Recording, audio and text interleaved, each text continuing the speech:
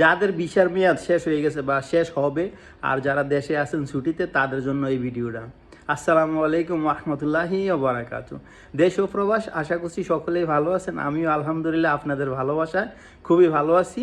তো ভিডিওটা বানাতে একটু দেরি হয়ে গেছে, আর আমি তেমনি পোস্ট করছিলামই আমার পেজে আর আমার ইউটিউব চ্যানেলে, আমার টিকটকে। তো আশা করছি আপনারা আমার কথাগুলো শুনবেন। যারা দেশে ছুটিতে আসছেন গত 28শে ফেব্রুয়ারির পরের থেকে, যাদের আকামার বা ছুটির মেয়াদ শেষ বা আকামার মেয়াদ শেষ, তারা আকামাটা তাড়াতাড়ি দ্রুত রিনিউ করেন। যেভাবে পারেন আপনাদের মালিকের দ্বারায় বা কোম্পানির দ্বারা বা উকিলের দ্বারায়, মন্দুকের দ্বারা, যেমনি পারেন আকামাটা রিনিউ করেন।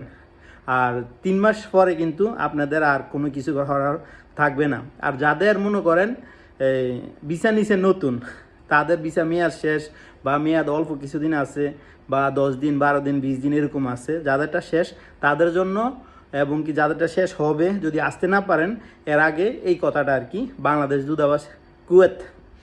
তো অবশ্যই আপনারা কথাটা বুঝছেন, কারণ আপনাদের ভিসাটা আবার নতুন করে নিতে হবে। একই ভিসা একই মালিকের থেকে আবার নতুন করে উঠাইতে হবে আর কি, বাস এতটুকু, আর বেশি কিছু না। আর যারা দেশে গেছেন 6 মাসের উপর হয়ে গেছেন, তারা দ্রুত যদি পারেন চলে আসেন কুয়েতে। আর যদি না পারেন, যাদের আকামা শেষ 6 মাসের উপর হয়ে গেছে বা আকামা করতে পারেন নাই, তো তাদের একটু সমস্যা হবে। দ্রুত আপনারা আকামাটা নবায়ন করেন। তো চলে আসেন, যদি পারেন চলে আসেন। হয়তো সামনের মাসে হয়তো এয়ারপোর্ট চালু হইতে পারে ইনশাল্লাহ। ওকে, সবাই ভালো থাকবেন। আর আমার ভিডিওটা কেমন হয়েছে ইনশাল্লাহ কমেন্ট করবেন, আর শেয়ার করে আপনাদের যারা ফ্রেন্ড আছে তাদের মাধ্যমে পৌঁছে দেন ভিডিওটা। ওকে, সবাই ভালো থাকবেন। আল্লাহ হাফেজ।